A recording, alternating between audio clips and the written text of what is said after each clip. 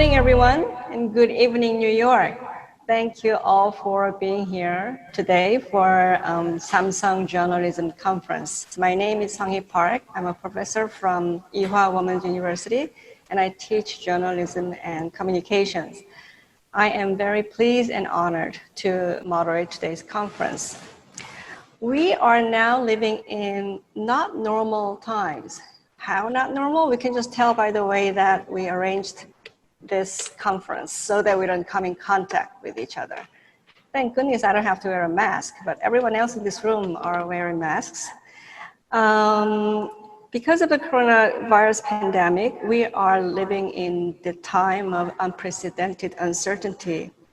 And the pandemic made us realize how fragile our normalcy is and how vulnerable we are, not just as a human beings, but also as a system. That led us to wonder what journalism will look like at the end of this long tunnel. Will journalism survive? Or if it does, what form will it take? What should we do to adapt to the new normal environment if or when the normalcy is restored? And those are some of the questions that we're going to delve into in today's conference. And although you're all in different places right now to attend this conference, with the help of this wonderful technology, I hope that we'll be able to channel our attention and interest through some of the important questions of our time and learn a few lessons and gain insights that can help us navigate through these difficult times. So I'm very happy to introduce just the right person who could help us do that. My special welcome goes to Professor Jeremy Caplan from City University of New York. Hi, Jeremy. Hello, it's a pleasure to be here. Hi. Just to give you a quick, brief introduction, Professor Caplan is a forerunner of entrepreneurial journalism. In fact, he and his colleagues are the first ones who coined the terms and spread the concept and principles along with the practices of entrepreneurial journalism. He is now a director of teaching and learning at CUNY's Newmark Graduate School of Journalism, and he teaches digital journalism and business fundamentals, and of course, entrepreneurial journalism, all of which will guide us to the future of journalism. I cannot think of a better person who could speak about the current crisis and the future of journalism. So please join me in welcoming Professor Jeremy Caplan. Professor Caplan, would you share your thoughts on how coronavirus pandemic affected journalism? We're all ears now. Great. It's a real pleasure to be here this evening, and it's the evening for me, obviously, not for you.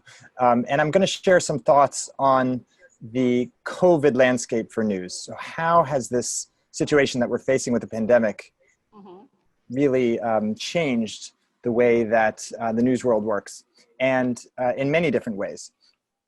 So I'm going to share some initial thoughts. I'm going to share thoughts about this disruption and how this disruption has happened and what its implications are. Then I'm going to share what I think are some bright spots, some areas of growth and opportunity. And then finally, some questions that lie ahead of us and some of my own personal prescriptions or suggestions for where we should go next and what we should do. And then we'll have some discussion.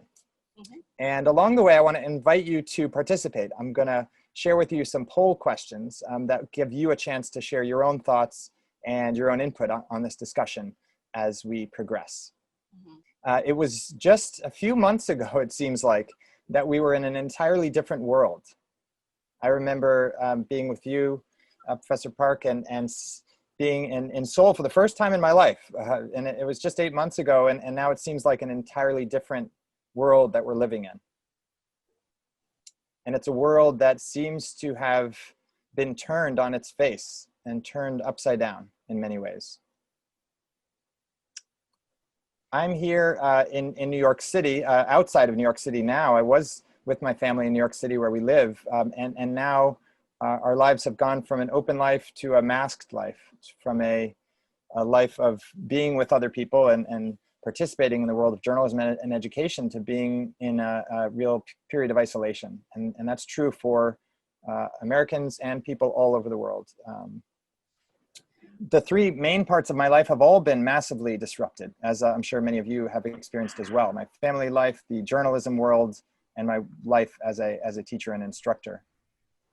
But despite being in unusual circumstances, I think that we have an opportunity to really see a dramatic area for possibilities, for exciting possibilities of growth.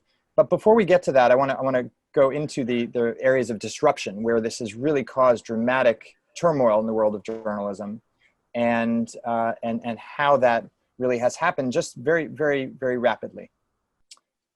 Before we dive into that, I want to invite you to take your phone. This is the interactive part. So you can take your phone. This is a QR code that you should see on your screen. And you can participate in the first poll for tonight.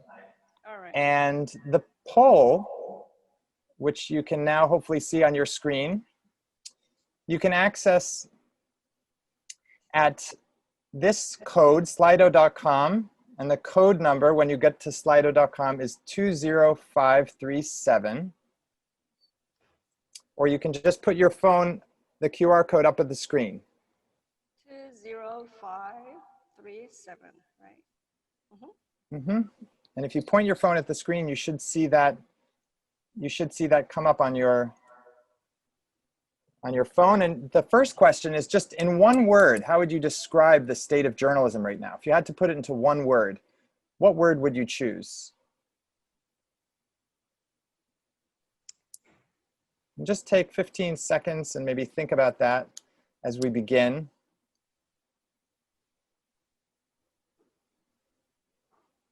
And we start to see these words appearing on the screen. We'll create a little word cloud together, and then I'll move on to the disruption that is taking place.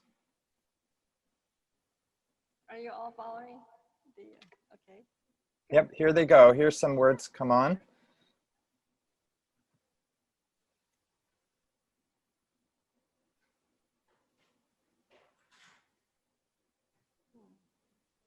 Yeah, so we see multiple people have used the word crisis, and the word cloud reflects the significance of that word.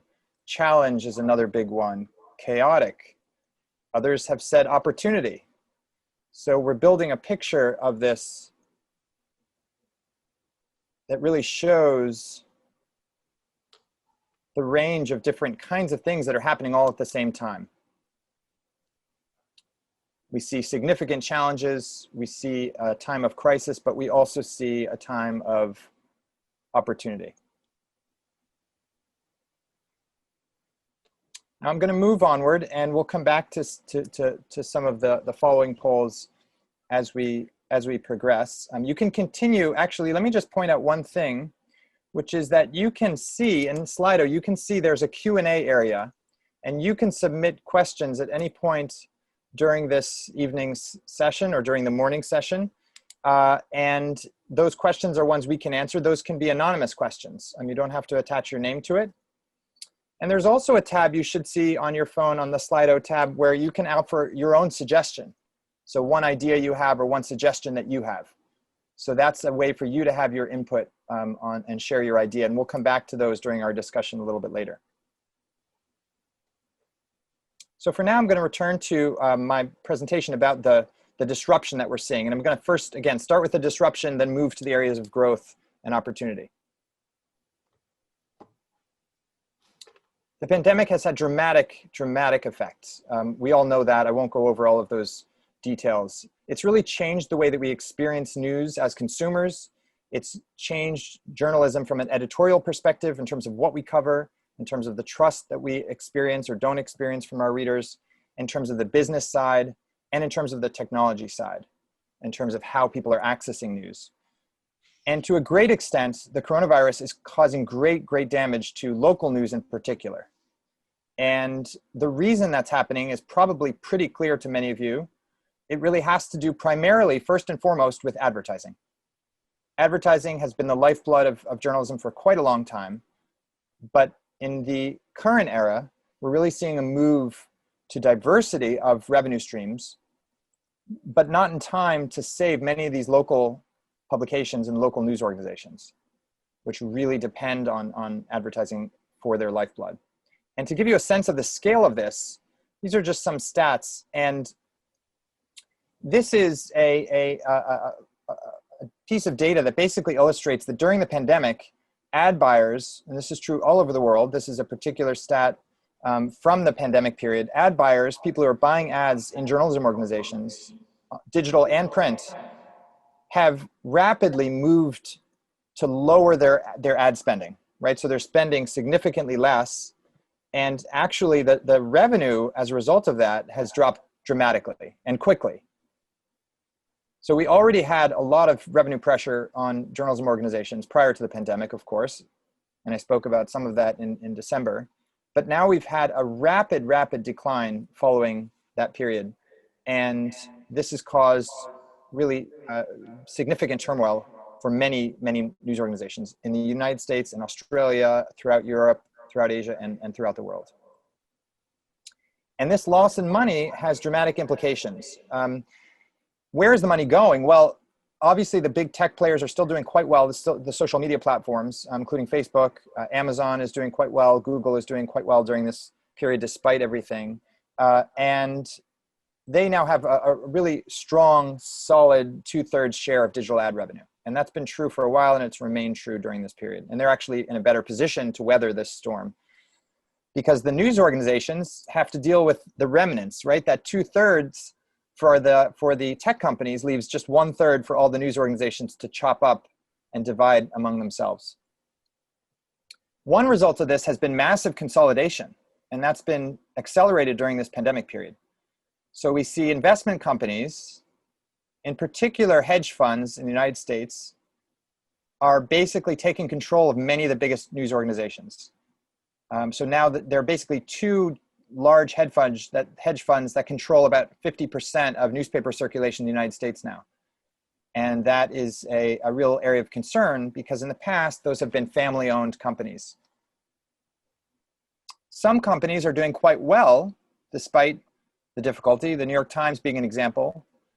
In the first quarter of 2020, that's January, February, March, New York Times had 587,000 new digital subscribers start to pay for digital subscription. That's more than the biggest other newspaper publication in the United States, Gannett, had combined and across all their 100 newspapers.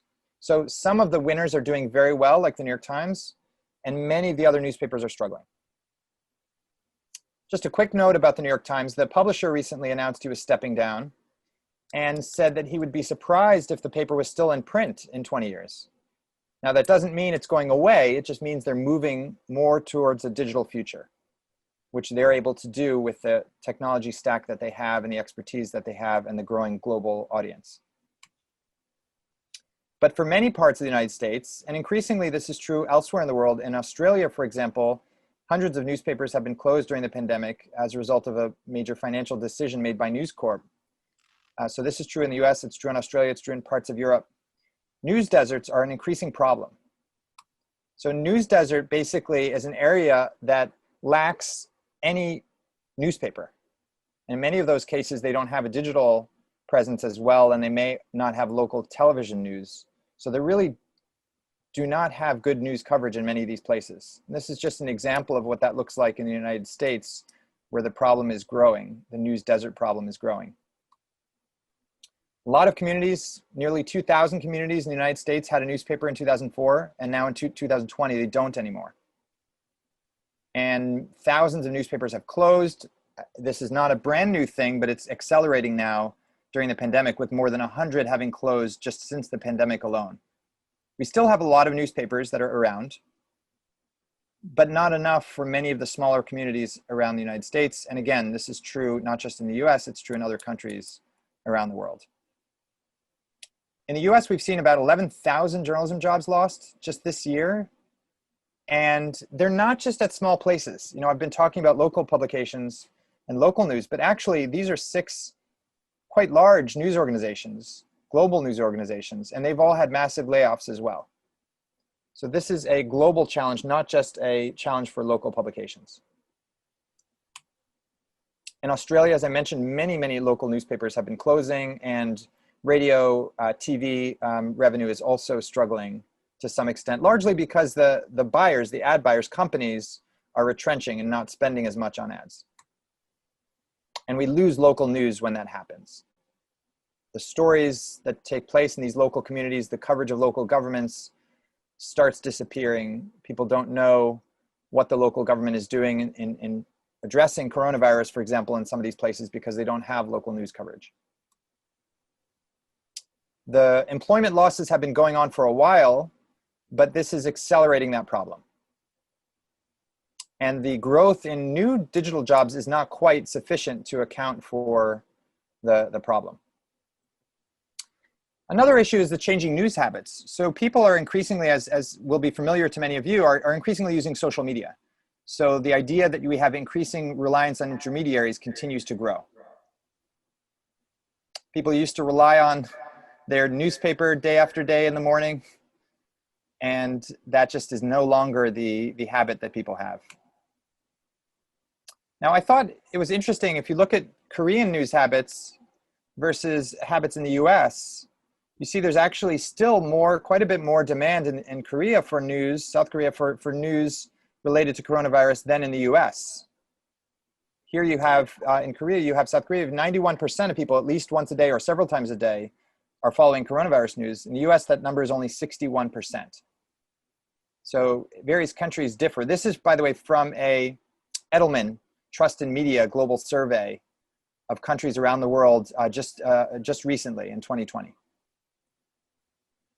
And people are a little bit overwhelmed in many places with all of the different sources of news and information about corona. And increasingly, they're not sure who to trust. They have questions about the reliability of the information they're getting, and they're looking for new sources of news in many cases. And that's creating new opportunities, which I'll speak about in a minute. First, just another point about the trust of journalists. If you look at the most trusted people in terms of getting information, it's not surprising that scientists are the most trusted, or the doctors are. But journalists are all the way down at the bottom of this list, which is quite disappointing in terms of the standing that journalists have and the credibility they have now among news consumers. News consumers are increasingly turning away from traditional news outlets. In the US, many of them say that they're confused, that the news outlets cause more confusion than clarity. So part of the challenge that we face is reestablishing that kind of trust. This is again from the global survey by Edelman. So this is true of consumers around the world.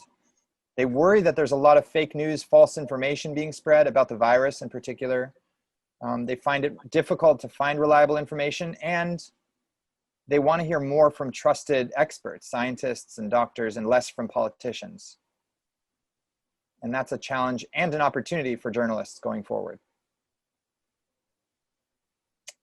In addition to the business side challenges that I've been speaking about, we face a kind of new area of challenge historically. At least it's more significant now than it has been on the editorial side and on the political side, from demagogues. These are leaders who are essentially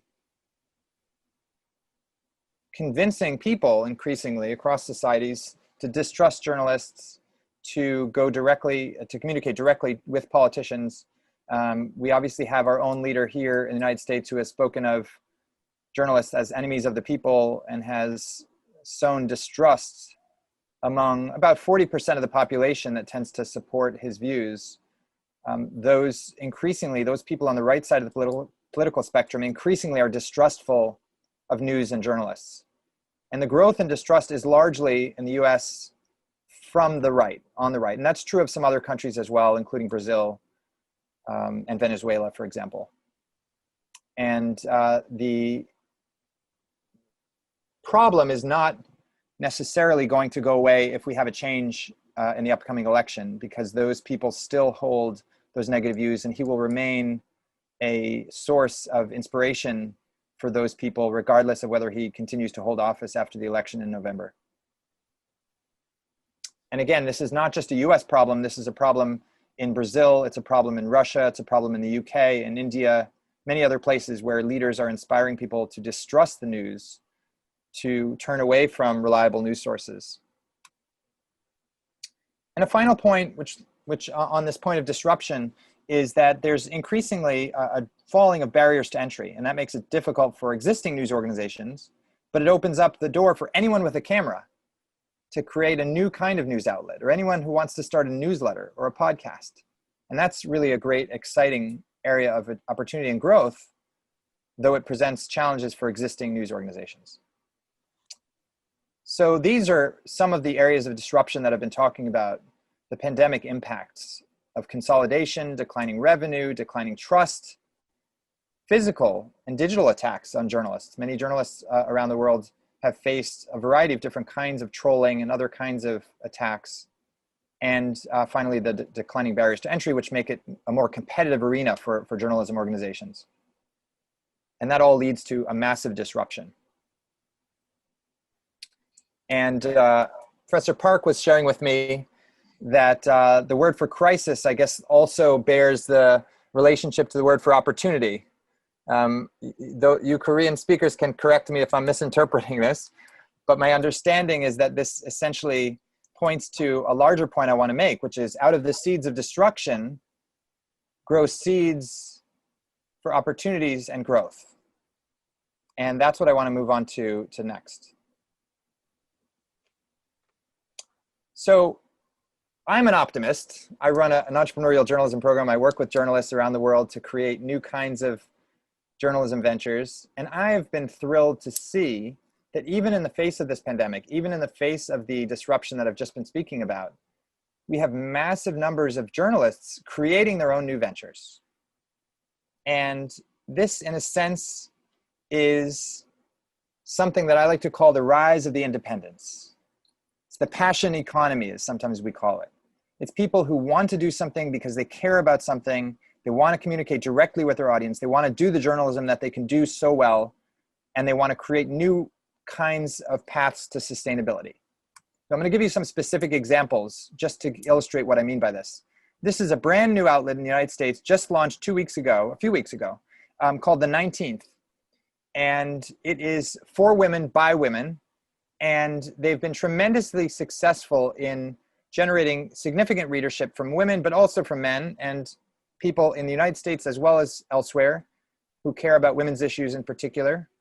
And as an example of their immediate success, they got the first interview with Kamala Harris, who, as you probably know, is with Joe Biden this week, accepting the Democratic nomination for president of the United States. And tonight, actually, in the US, they're starting their Democratic convention. And Kamala Harris spoke to the 19th before she spoke to any other news outlets.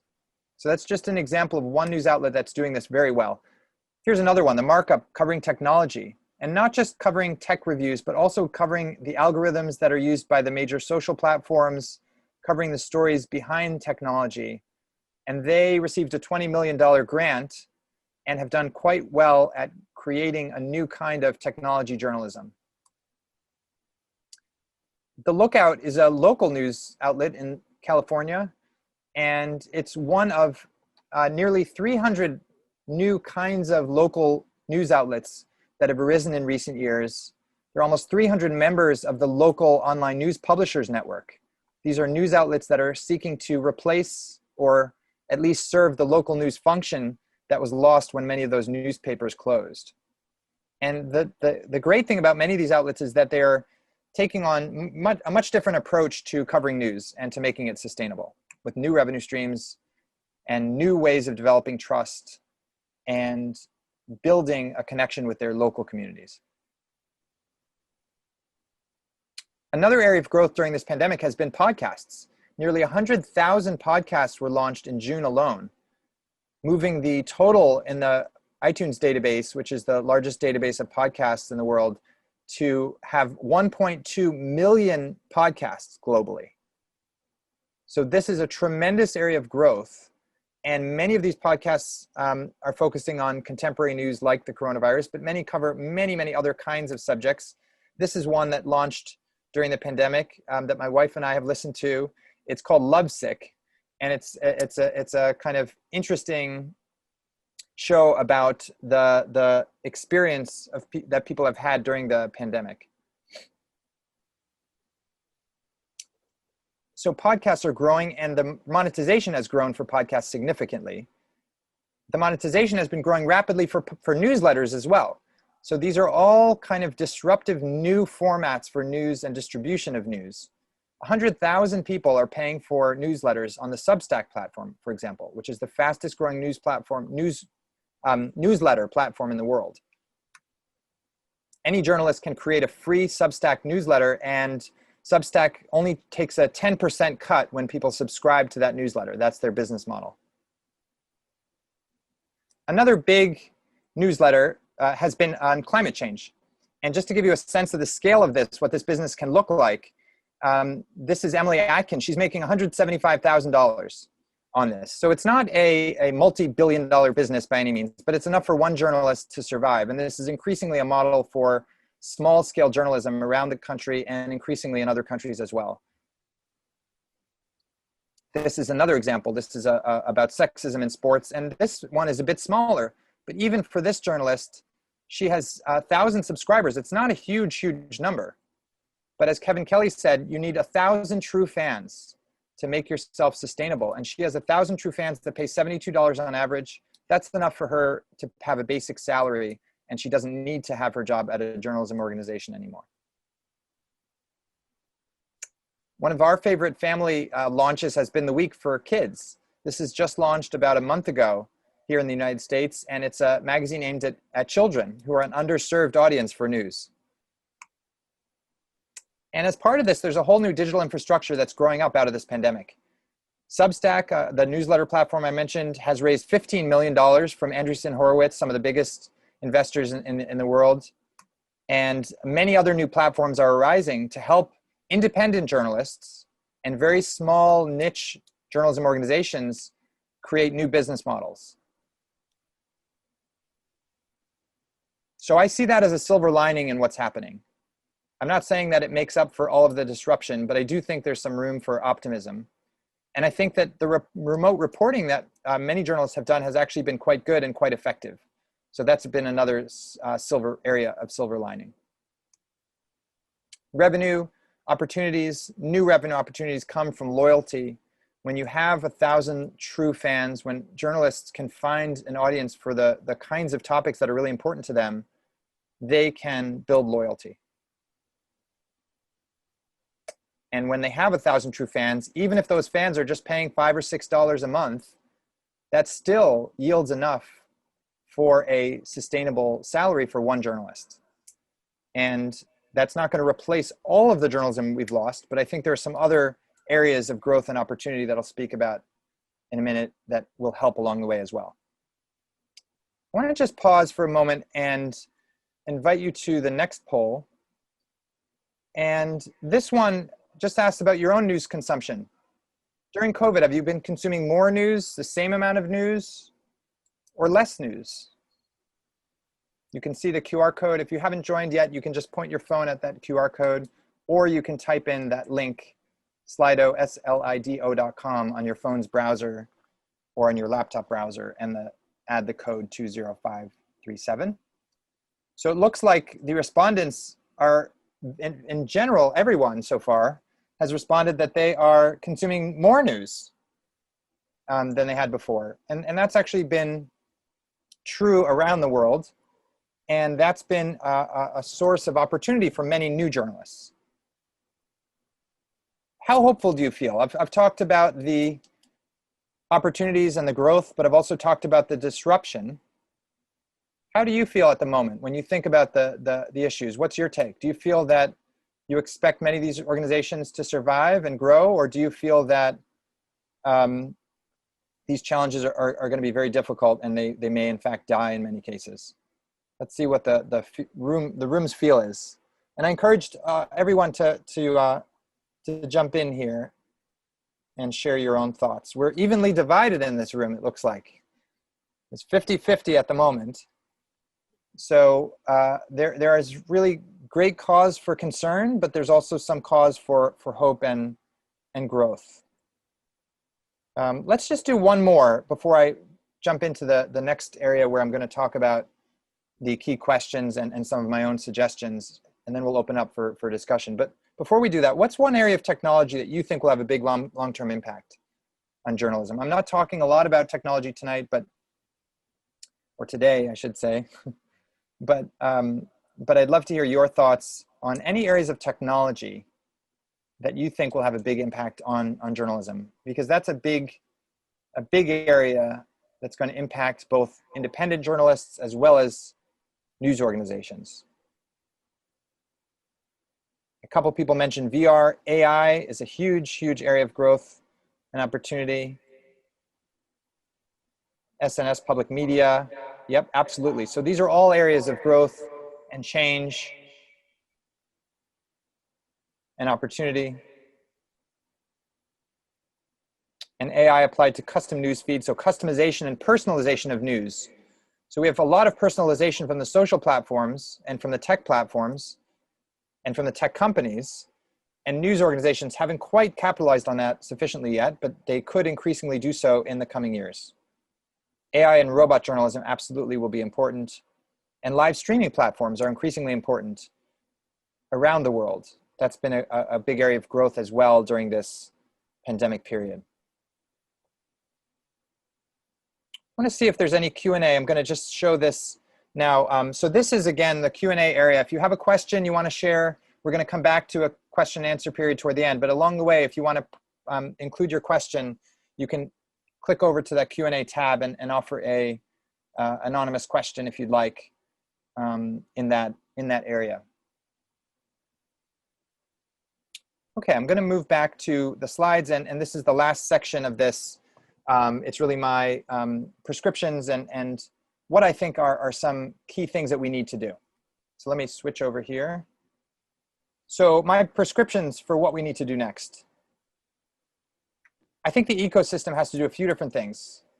I think first we have to move from thinking of journalism as just a product, so some bits on a screen or some words on a piece of paper. We have to think of it as a relationship we have with people and a service that we provide. So when we're providing a service to people, they're increasingly likely to feel some sense of loyalty. If I rely on my news organization, not just to provide generic news that's relevant to everyone, but to provide me a customized or personalized kind of report based on my interests or based on my health status, if I'm getting health news that's relevant to me based on my health status, or fitness recommendations based on my fitness habits, or if I'm getting entertainment options suggested to me based on my entertainment habits and my Netflix interests and my book reading habits, if I am getting political news based not necessarily on my political party, but on the kinds of political topics I'm interested in, or if I'm getting business news about the sectors of business that I'm most interested in, most passionate about, as opposed to getting a generic business section that's the same for everyone.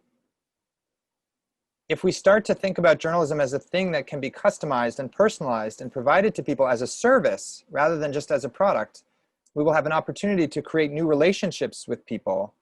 And increasingly, they will feel loyal to us as opposed to just looking for commodity news anywhere on the internet. Second major suggestion is to turbocharge our training for journalists. We need to have journalists who are trained not just in the basics of reporting and writing, but journalists who are trained in using new kinds of technology, in establishing relationships and listening to community members and understanding what the real needs of people are for their news. You know, doctors, we've asked not just to know basic anatomy, but to adapt to the new times and to know how to use digital kinds of techniques for surgery, for example. And in every field, we have new areas of growth and change, applications of technology, applications of new principles. We need that in journalism, and we need journalism schools and journalism organizations to really prioritize training so that journalists are capable of leading us into the next generation of journalism more effectively, and that applies in all countries around the world. Another big thing we need in the journalism ecosystem is a significant investment in R&D.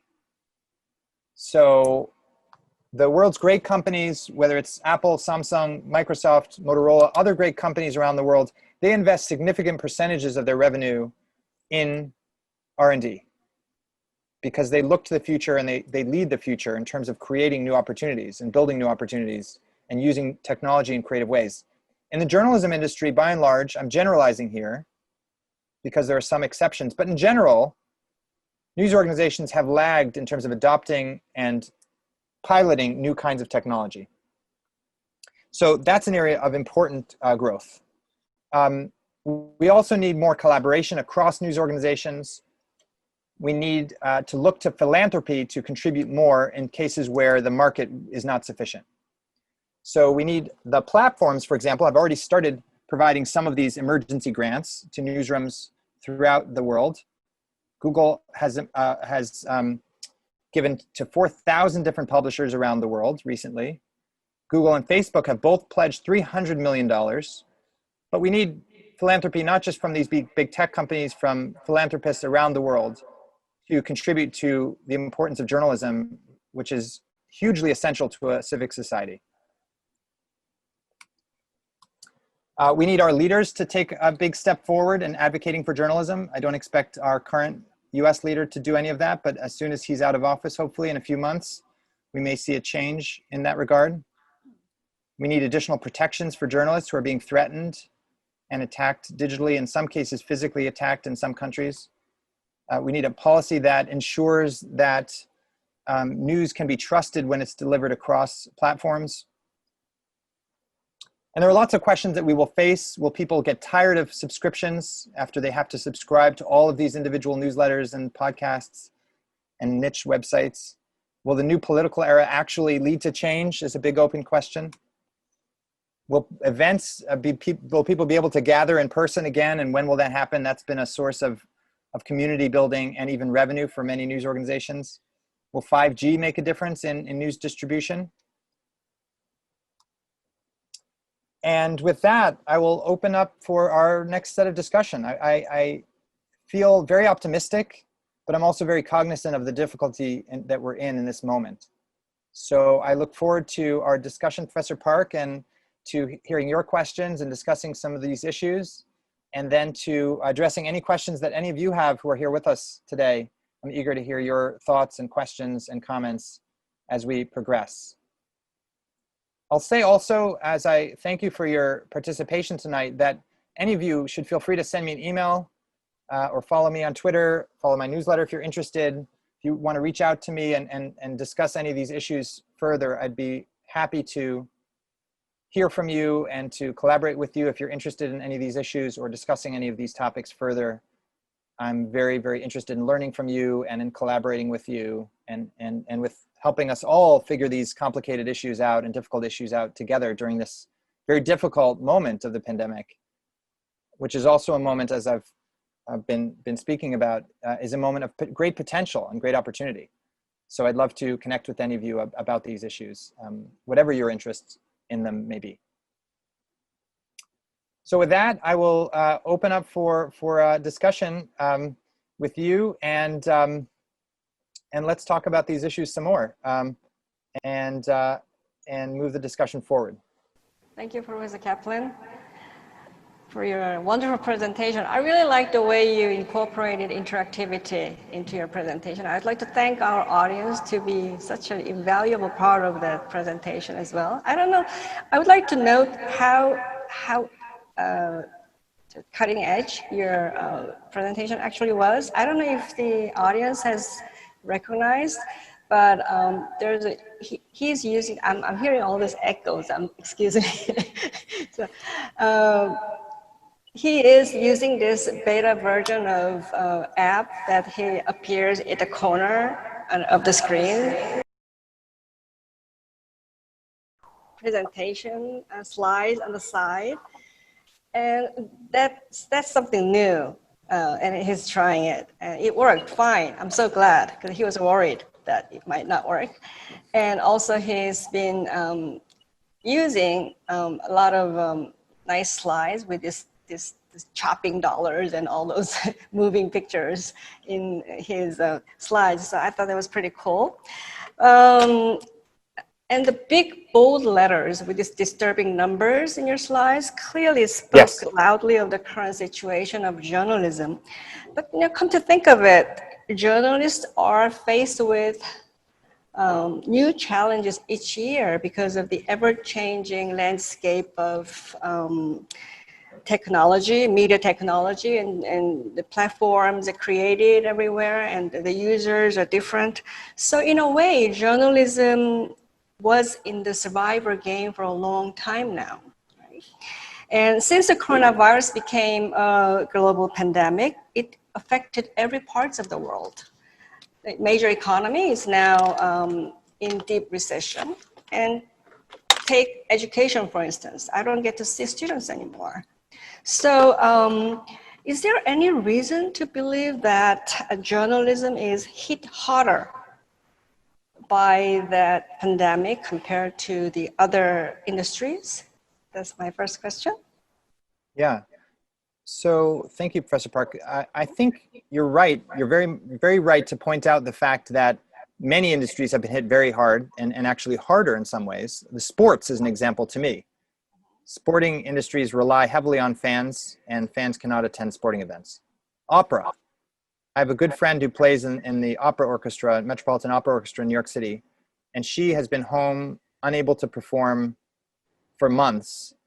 And many orchestra musicians and many opera performers are unable to perform in any way, right? Because what they do requires everyone being close together. Educators. I'm an educator, and we are not able to teach in school any longer. So we have to teach remotely, and we certainly are adapting, and that's what I've been spending a lot of my time working on. But for many educators, for young children, for example, my daughters who are 5 and 7, those teachers have not had that great of an opportunity to train for that, and the children are not necessarily able to work alone on their computer. So for many industries, this has proven very, very difficult. And I think you're right that for journalists, in many cases, we've been doing our work remotely for a long time. So we are accustomed to working remotely, reporting on things far away in the world, and in some cases, reporting from behind our computer. When I worked at Time Magazine for a number of years, there were definitely weeks where I did not travel much from my office. Many times I did travel to cover a story and for reporting, but in some cases, I had to work quickly on several different stories, and I had to work from my own office. And so I would communicate digitally with people and by phone and so forth, which is what people are doing again now. So I think you're right that there is some ways in which journalists have not had as difficult a time as some of those in other industries. But the big but, I think, is that in terms of the business side, the many news organizations were already on the precipice, already very close to not being sustainable and profitable. And so when advertisers, companies reduce their advertising, that's one of the first things that they cut from their budgets. And when that happens, newspapers suffer, news organizations suffer, and in this case, they fall off a cliff. Yeah, so there is a part of journalism that is hit harder, right? Definitely, because the finance and the economy. But exactly. And I'd like to move on to the hidden strengths of journalism part. But because we are living in the time of uncertainties, and people seem to seek for the trust and accuracy in news and information. They are looking for the trust and quality news that can save their lives. So maybe in a true sense of a word, I think news is a vaccine for rumors and uncertainties. So maybe would people appreciate the value of good journalism more in a post-COVID era? Or is just my wishful thinking? What do you think? I think for many people, they realize that news can be vital in basic day-to-day decision-making. So for those people who thought of the news as something where they check the sports scores, or they check an occasional stock price, or they read about a celebrity development, there's a significant portion of news consumers who never really thought about news as something that they really needed. And I think nowadays, when you need to know where you can get a coronavirus test, or you need to know whether your child's school is going to be open or not, or you need to know whether the stores in your community are actually going to be open and the restaurants are going to survive, news has a much more vital function for people especially in their local communities. I would also say that given that we have an unprecedented president in the United States, and you have to pardon me for mentioning politics, but we have a historic moment in the United States right now with a president that is unlike any other leader we've ever had. And in that moment, news organizations are one of the only ways for people to find out what actually is happening when, for example, the data about coronavirus testing and the data about survival rates, when the government is actively trying to hide that information, which affects people's lives and their decision-making and their access to hospitals. So I think people are realizing the value of news organizations and of local news in particular. The challenge is that the business side of it isn't necessarily directly connected with that. So that the way for people to, a lot of the news that's been provided about coronavirus has been free. And so there isn't necessarily a direct connection between people's increasing reliance on the news and their sense about the need to pay for news.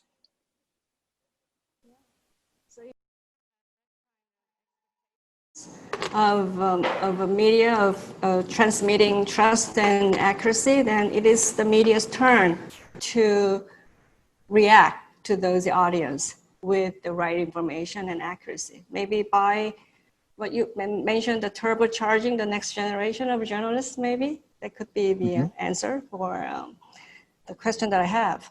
But since you have mentioned politics, I'd like to move on to a little bit of the touch on the issue of democracy and politics. On the pretext of restricting the spread of fake news, some governments impose suppression of media freedom.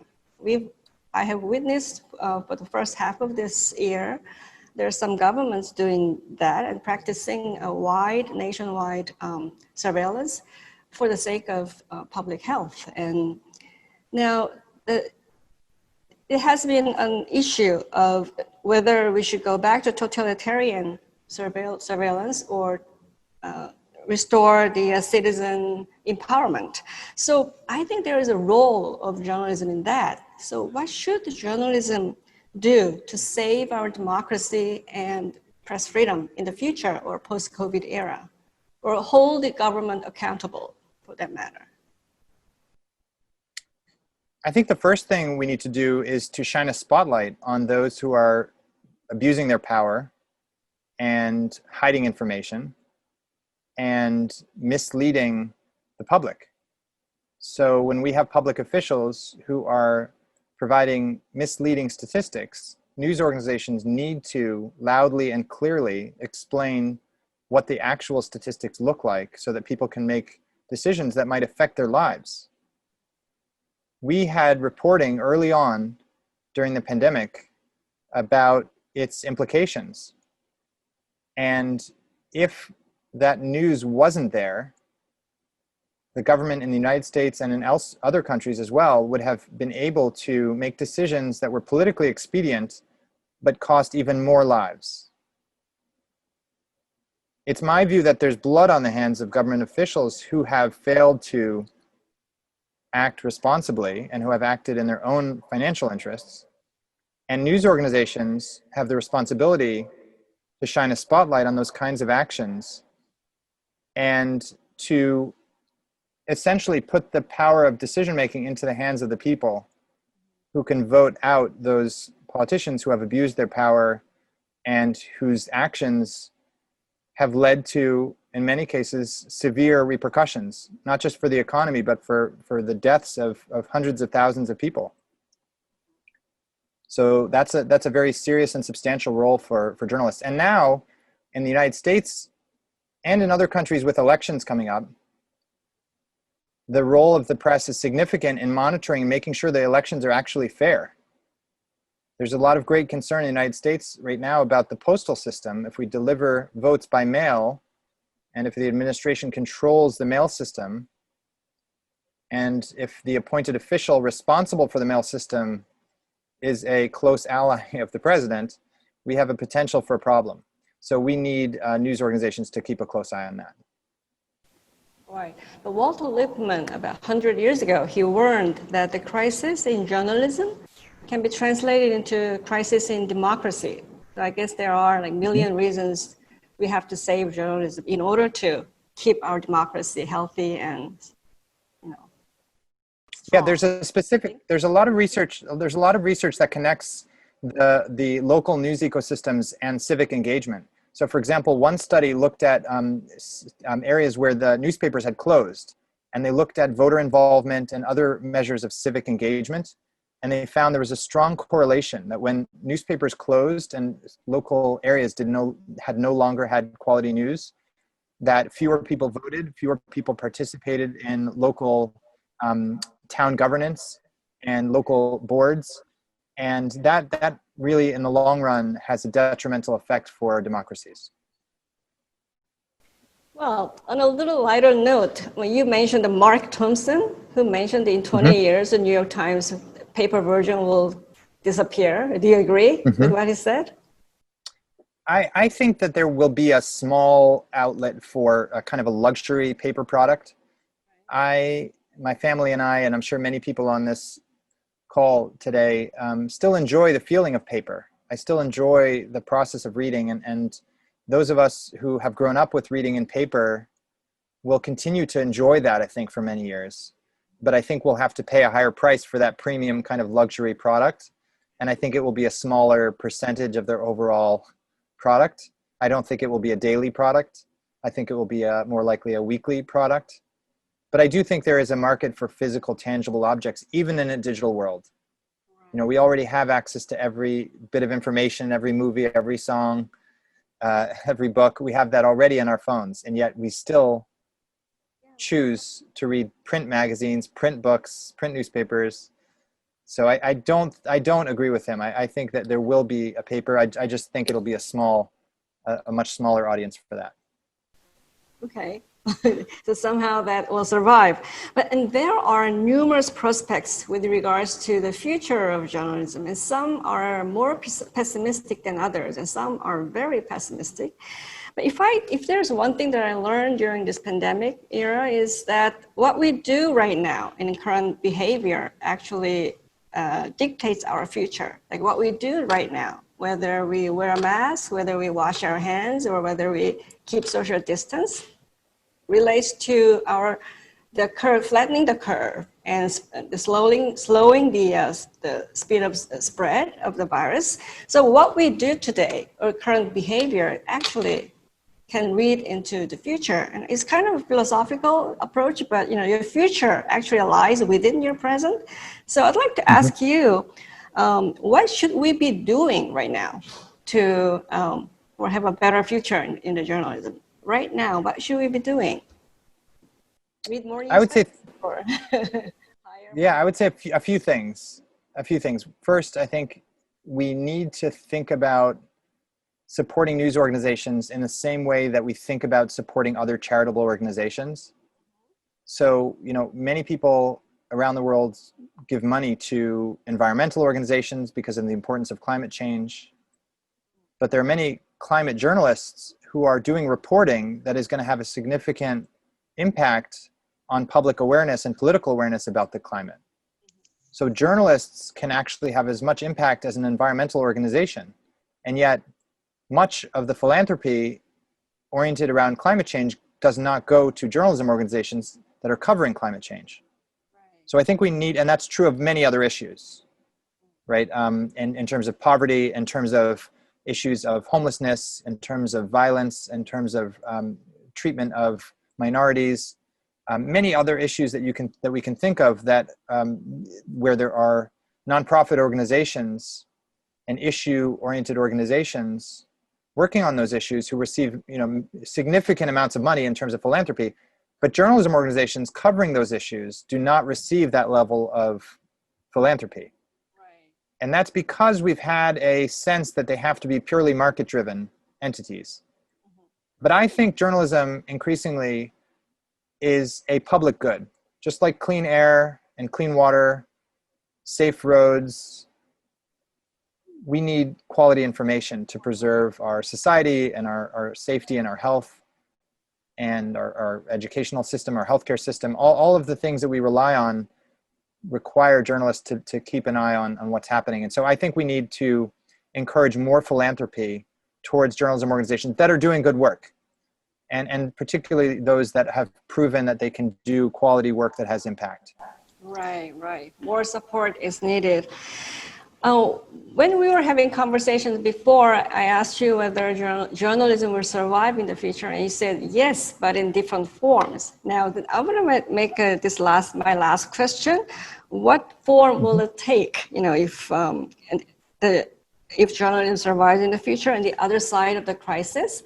And with that, I would like to turn to my audience for their chance to answer, ask questions and make comments. So this is my last question. Sure. So while people are thinking of their questions, let me share my thought on that question. I think we move from 10 giant monoliths to 1,000 points of light. Oh my gosh. So it used to be that many cities had 1 or 2 or 3 major news outlets, right? I don't know about Seoul, but maybe there's a couple of major TV stations, a couple of major news radio stations, a couple of major newspapers, if we go back a generation, right? And today, and increasingly in the future, we're going to see not just 1 or 2 or 3 large, giant news organizations. Some of those will survive, some of them may not. But in their place, and in the next era, we'll see thousands of small publications, individual newsletters, individual podcasts, niche websites, local websites, text message services. There's a platform called Subtext that's growing quickly that allows people to deliver news and engage with readers through text messaging, SMS. So all of these areas of growth mean that individual journalists can thrive.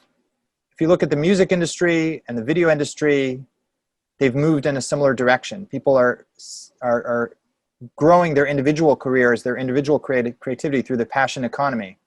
And that's going to have a huge impact on journalism. And it's going to mean that we get news from many, many, many different sources, including sources around the world. We now can distribute news around the world instantaneously in many different languages. So increasingly, we're going to consume news in different ways, in different platforms, from different parts of the world. And rather than relying on a few large organizations, we're going to rely on many small organizations, in my view. Yeah, different definitions of journalist and journalism in the future. Well, thank you, Professor Caplan, for your answers. And this is time for our audience to jump in and ask questions and make comments. You've been, I know you were out there listening to our conversations, and you saw those slides and presentations and comments he made. So is there any questions that you'd like to ask Professor Caplan? If some of you wrote down in the Slido.com, you can just bring it back and read it out loud here, and this is your chance. Now, here you go. You can raise your hand. Hi, my name is Diane, and I just graduated studying journalism and communications at Cardiff University in UK. I really enjoyed your lecture today, and I just wanted to ask one question. So you've mentioned that there are going to be more independent journalists jumping into to journalist field.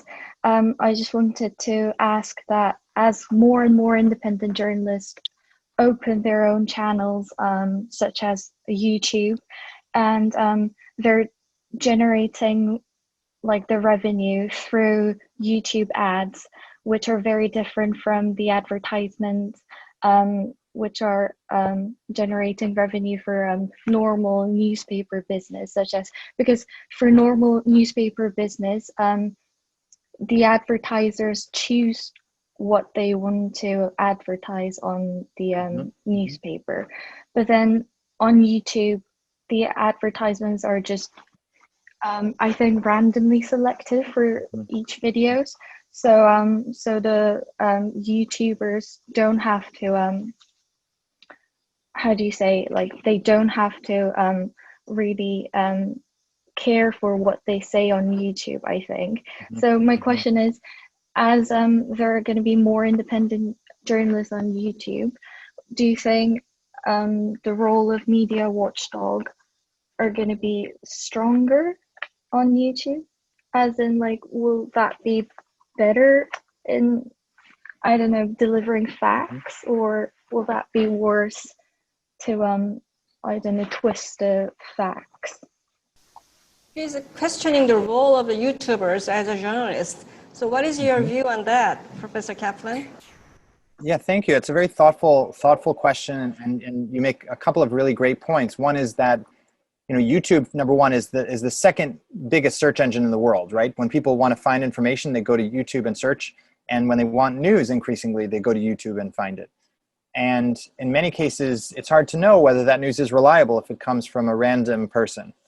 And you also made the point about the advertising, and it's really kind of somewhat, it seems random, right? It's algorithmically determined, but to the creator or to the viewer, it seems random in many cases. So there's a disconnect between the content and the advertising, and there's a lack of kind of clarity around why a certain person may be an authority or may not be an authority. So there's a couple of potential problems with that kind of a platform.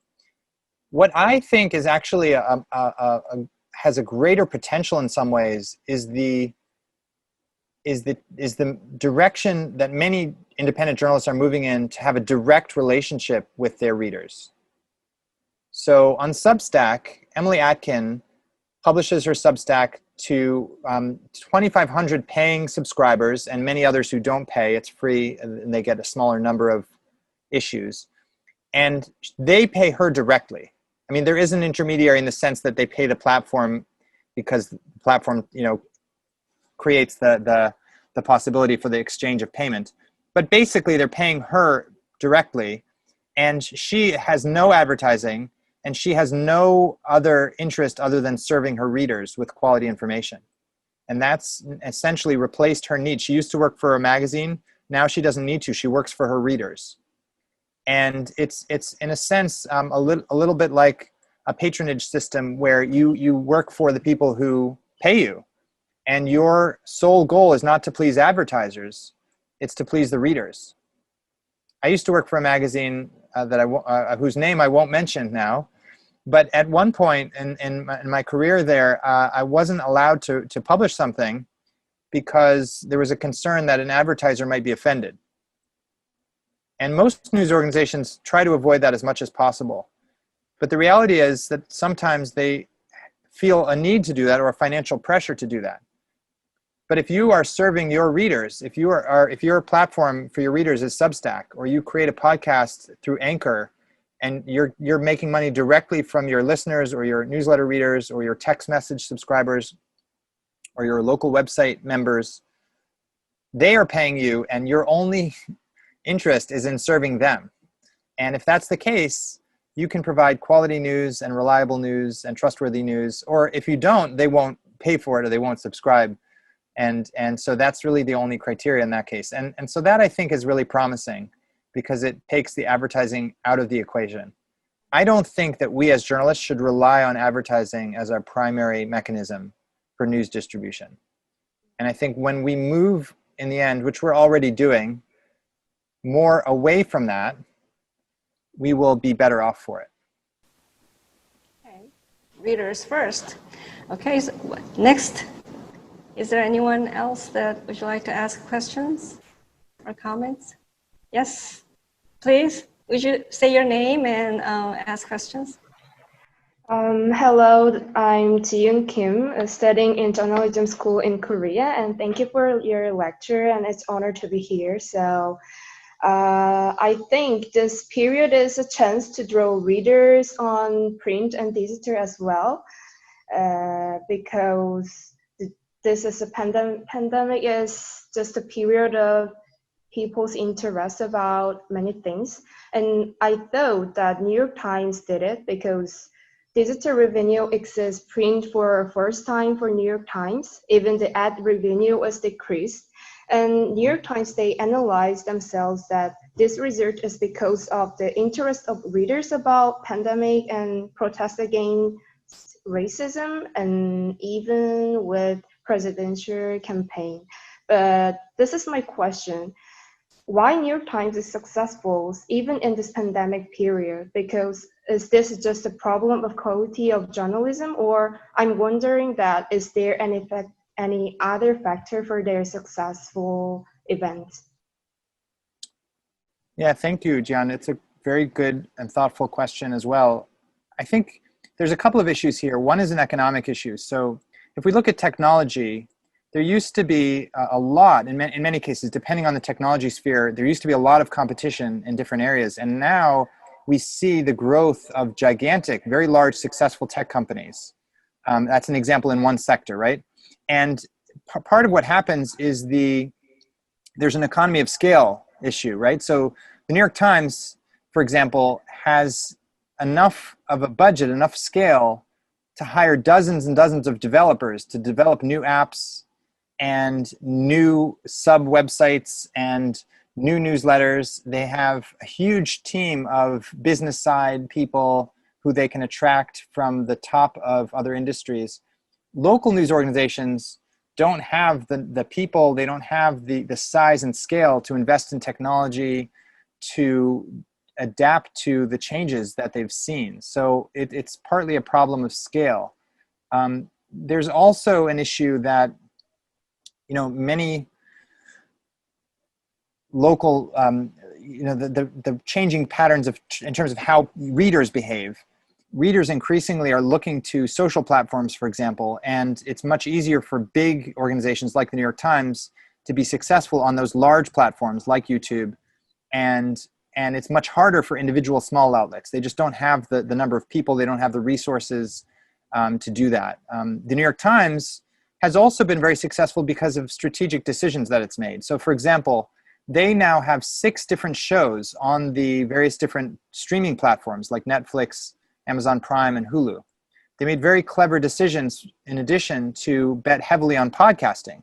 And now billions of downloads have been made of their daily podcasts. And now they have various other podcasts. And they just acquired last week a whole new podcast company called Serial. So the New York Times has made very strategic decisions that have been very successful, whereas many local small outlets just haven't had the power to make those kinds of decisions. And in many cases, also I think some regional news organizations also bear some responsibility. So we can't blame everything on just purely, market factors. I think many regional news organizations in small cities were very comfortable. They had significant profit margins and they didn't invest heavily enough. They weren't aggressive enough in adapting to new technology. And now they're paying the price for that. Did that answer your question? Good. All right, the next question. I don't know how to thank you enough for all.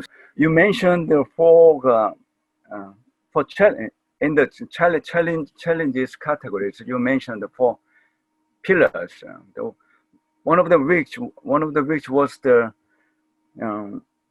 government censorship and a declining trust. And I would like to focus on these 2 categories and to ask a question. And even now, even in Korea and even the many countries, the medias we are experiencing the same phenomenon. So not only government censorship, but what is the more noteworthy was is the self-censorship. The increased the tendency of the increasing of the self-censorship among not a few medias, not only printed medias, but broadcasting companies. So my question is that whether or not this kind of the self-censorship trend was had a long history or not, and is this kind of the self-censorship derived from the this kind of the self-censorship derived from the countries where the authoritarian or even the totalitarian regime has been appeared. And so, to maximize the press freedom, what should we do, and what should we media workers?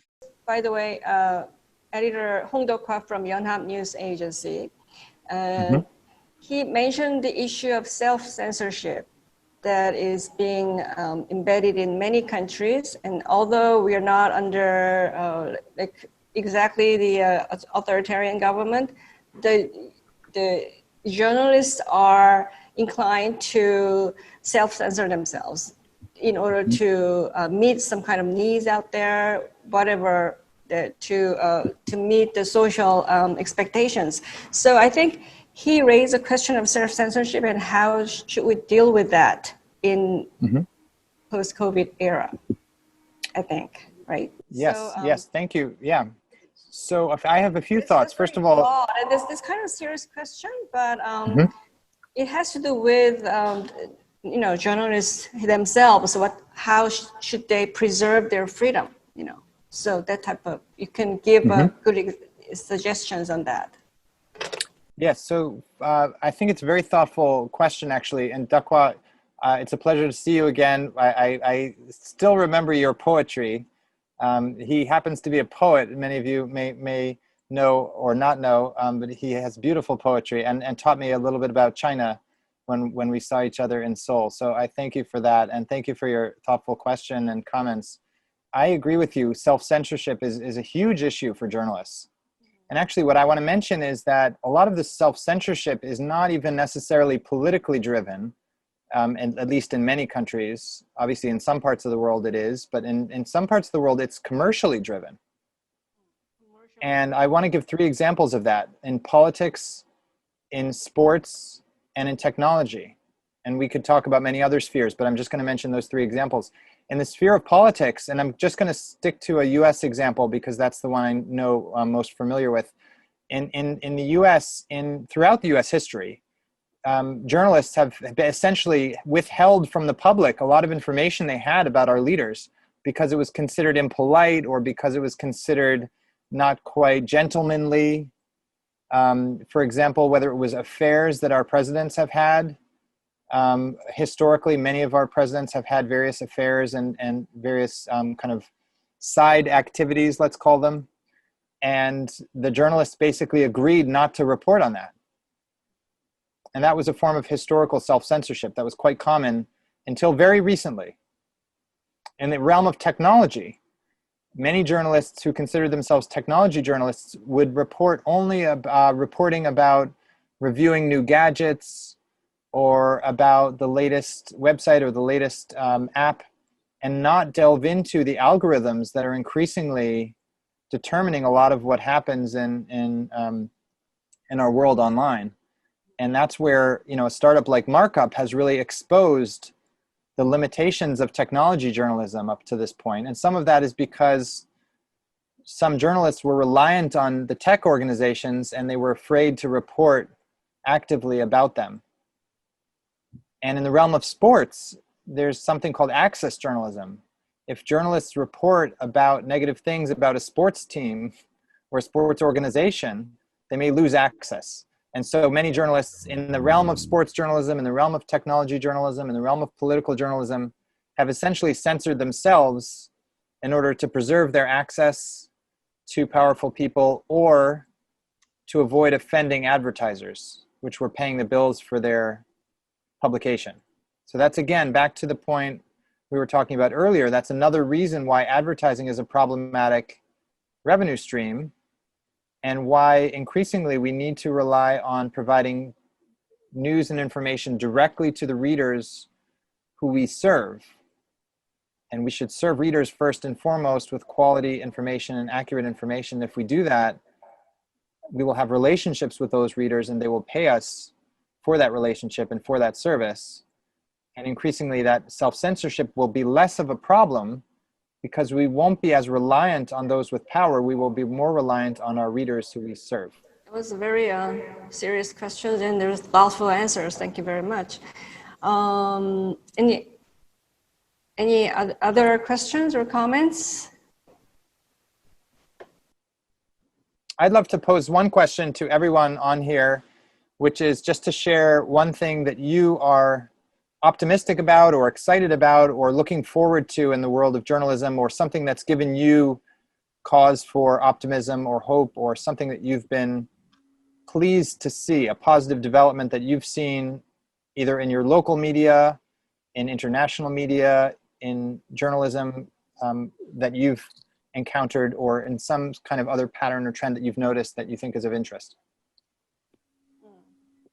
Professor Buckham, may I say a short word again? And thank you for your wonderful comment and other participants, your wonderful questions about the New York Times case. So I didn't know that some medias that they could survive not only survival issues, but that they could enlarge even in the midst of the Corona-19 pandemic. New York Times, they have shown a kind of role model. So thank you about this. So and I was wondering about the serious journalism.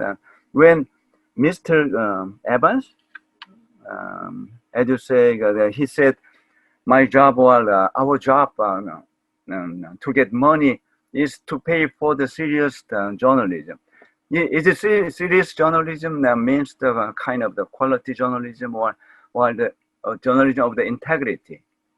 Is this the matter of integrity or what? So I was wondering.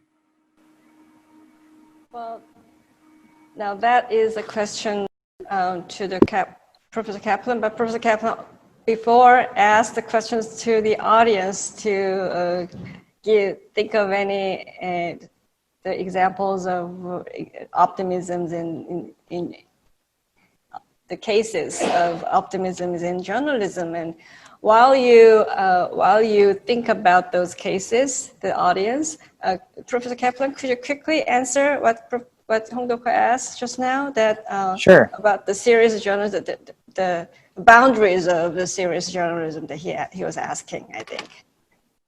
Yeah. So I think, our role as journalists is to serve those who don't have a voice or who are underserved or underrepresented, who are, at the whims of those with power. And so I think that's what he's talking about. He wants to ensure that he can pay a reporter to spend a year to figure out why prisoners at a particular prison are dying at such a high rate, or why foster children are being abused at an unusual rate in a particular state without repercussions for those who are abusing them, or why police officers in a particular police department are responsible for the deaths of so many Black individuals.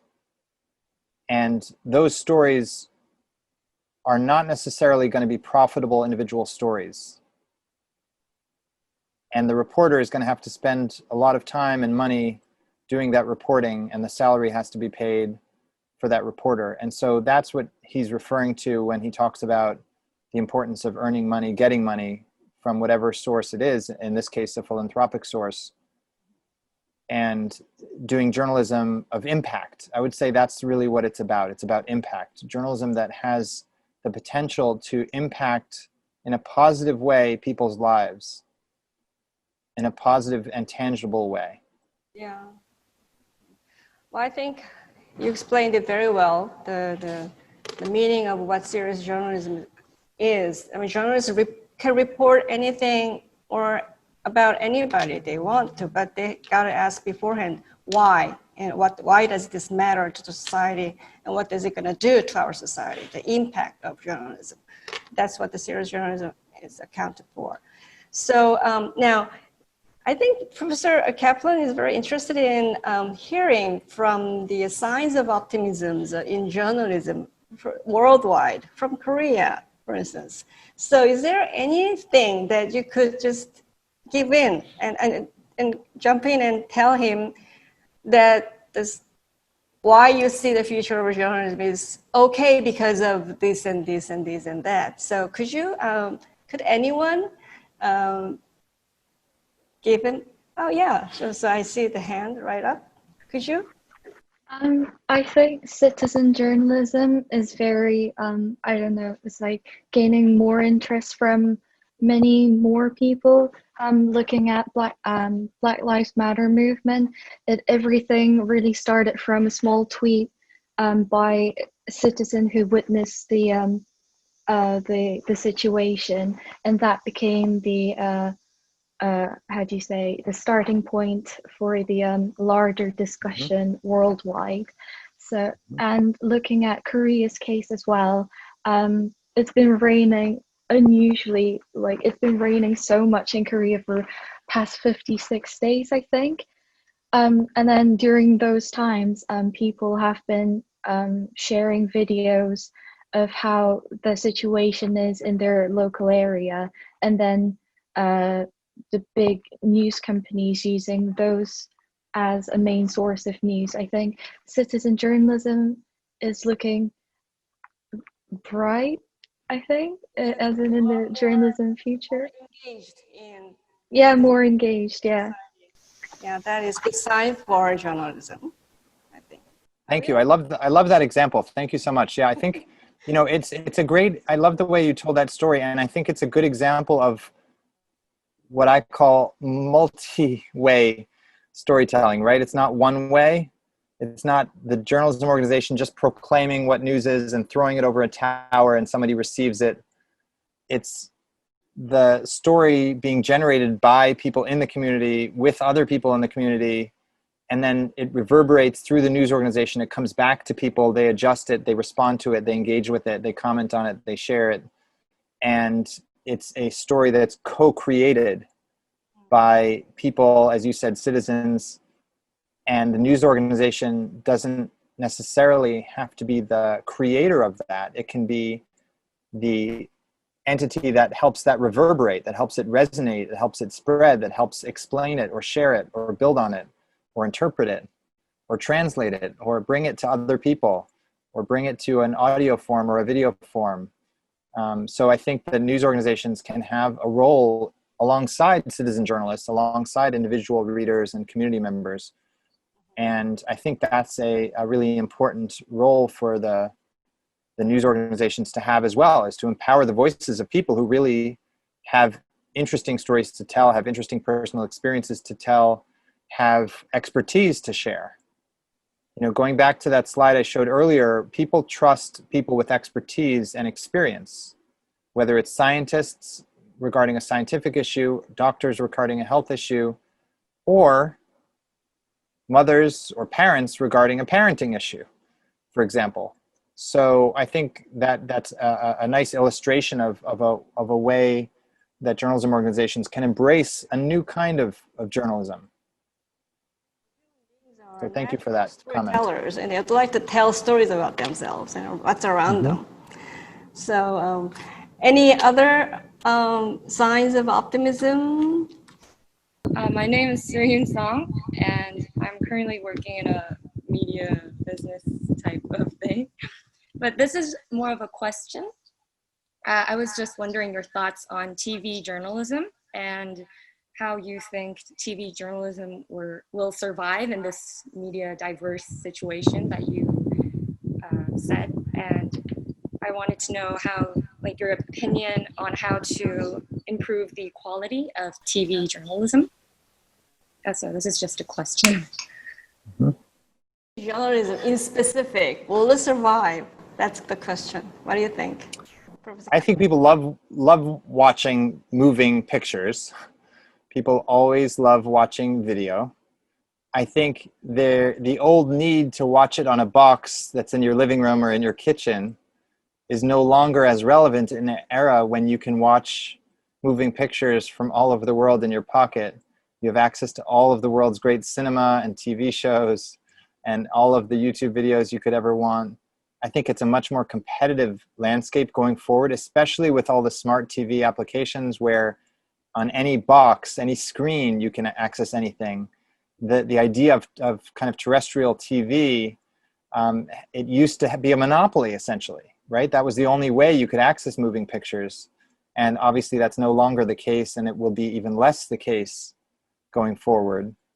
So I think that is a big challenge for TV news, for consumers who are, younger, millennial kind of consumers. And as I said, with the print newspapers, I think TV will not go away anytime soon because many people are still accustomed to watching TV. There's millions and millions of people, particularly those who are over 50 or 60 years old around the world, who are just very, very comfortable with that. And so it's not going to go away anytime soon. I think in the long run, though, I think it will be very difficult for news products or news stations to thrive just because they have historically done so, right? They have to reinvent themselves and offer something that's really distinctive and special, or else they will go the way of many of the great companies in history, right? If you look at the Fortune 100 companies or the Fortune 500 companies from 100 years ago, very few of them exist. And that's because they didn't change rapidly enough. And economic change and technological change and social change and cultural change puts them out of business. It makes them extinct, even if they're giant and even if they're very successful at the moment. And so I think that these kinds of TV stations that fail to change, that continue doing what they have always done and don't adapt to new technologies, they will gradually suffer the same fate as the old businesses of yore that had that same challenge. I personally, this is now my personal view, I think that a lot of the great investigative journalism at the moment, and I'm going to speak about the US specifically because I don't want to make assumptions about other markets that I don't know as well. A lot of the best investigative and accountability journalism comes from newspaper organizations and digital organizations, not from TV organizations. Now, that's not to say that there isn't great TV journalism. There's definitely individual journalists who do great work on TV, and there are great programs on TV. But in general, and there's some research that shows this, many of the most important investigative stories originate with newspaper and digital journalism and some magazine journalism, not with TV journalism. TV journalism helps spread the word about investigative stories that came from other news organizations. But it doesn't historically and currently tend to instigate or initiate as much investigative or accountability journalism.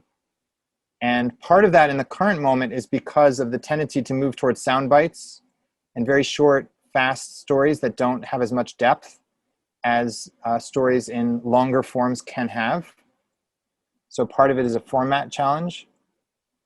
And we've seen some news organizations, like Vice would be an example, taking a fresh approach and trying a slightly different, more authentic approach to giving people a different kind of experience. And I think we'll have to see much more of that experimentation. One other example I would point to would be Vox. So Vox uses video largely for explanatory purposes, to explain the complex issues. Why did this pandemic spread the way it did? How have past pandemics ended up being addressed in successful ways and in unsuccessful ways? And they do that through very, very creative, innovative video storytelling.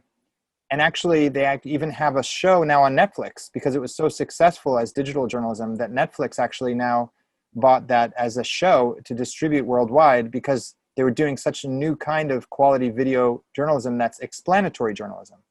And explanatory journalism is crucial in this incredibly chaotic, crazy, complex world we're living in.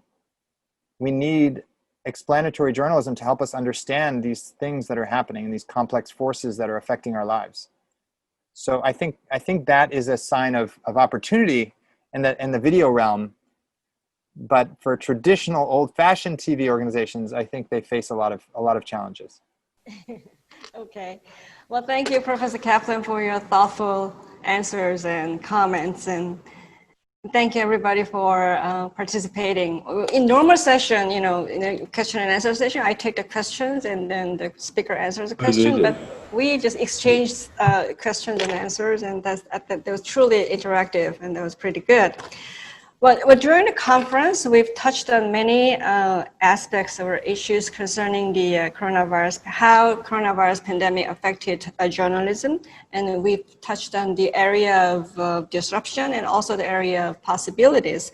And all those issues that we talked about are very timely and significant in this time of uncertainties. And I hope our audience had a great, some meaningful time and learned a few lessons and also gained insight, as I said before. So Professor Caplan, would you have a wrap-up statement for our audience?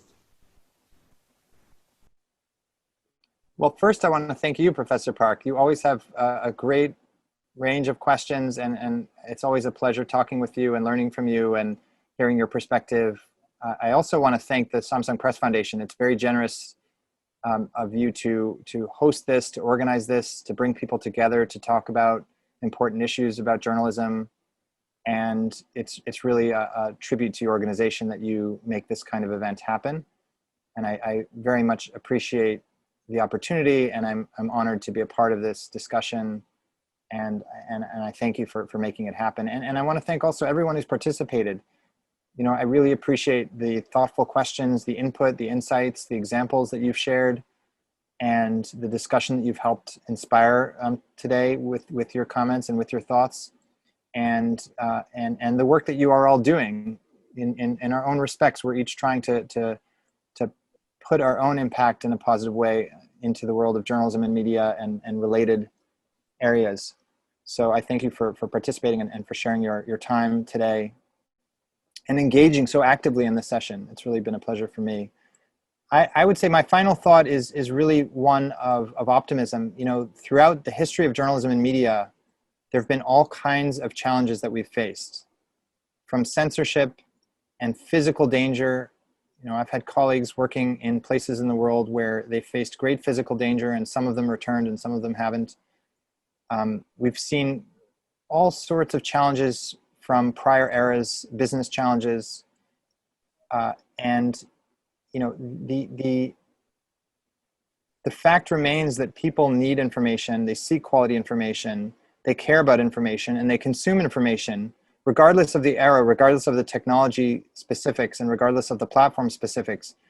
Basic information, quality information, truth is something people need in any democratic society, in any society, in any era, in any time. And that will remain the case. And so long as there are those of us who care enough about truth and journalism and quality information and are willing to make the effort to either provide that information ourselves or train others to do so, or support the organizations that are doing so by paying for the news and information, as long as that's the case, we will have a journalism ecosystem that survives. And I think if we in the journalism ecosystem take some of the steps that I've been talking about and pursue innovation, pursue progress, take the challenging path forward as opposed to taking the easy path forward of doing what we've always done, if we do new things, if we take new risks, if we train the next generation of journalists and invest quite a bit in R&D and in training and in looking to the future, I think if we do those things, we will be in a good position. If we don't do those things, we will continue to see some of the decline and disruption continue to damage both our trustworthiness and our viability. So I think we're at a crucial point in the journalism ecosystem today, and I think we have an opportunity to do some really exciting things. And I'm very enthusiastic about the thousands of independent journalists who are doing so. And I'll say, just as in closing, in the weeks ahead, in fact, next week, we'll be making some announcements at our school, Newmark Journalism School in New York City, at CUNY, the City University of New York. It's our first online-only program of 100 days. It's to really support independent journalists, creators in this passion economy, people who want to build their own newsletters, podcasts, niche websites, local websites. And it's not for people who want to be billionaires. It's not entrepreneurial in the sense of scaling giant companies. It's about individual impact in a niche way for underserved communities in particular. And so I'm really, really excited. That's what my future is about serving those who want to make a difference individually through their journalism. And I would love to have the participation and collaboration of any of you who are interested in that kind of a program. And I'm very excited about the potential that we have to kind of build this new ecosystem for journalism that relies more on the passion of individual independent journalists than on the large media organizations that have historically played the central role in our ecosystem. Well, thank you, Jeremy, for sharing the information. And with that, I'd like to conclude today's conference. Thank you, everyone. Have a great day and good night. Thanks, everyone. Thank you very much. Thank you.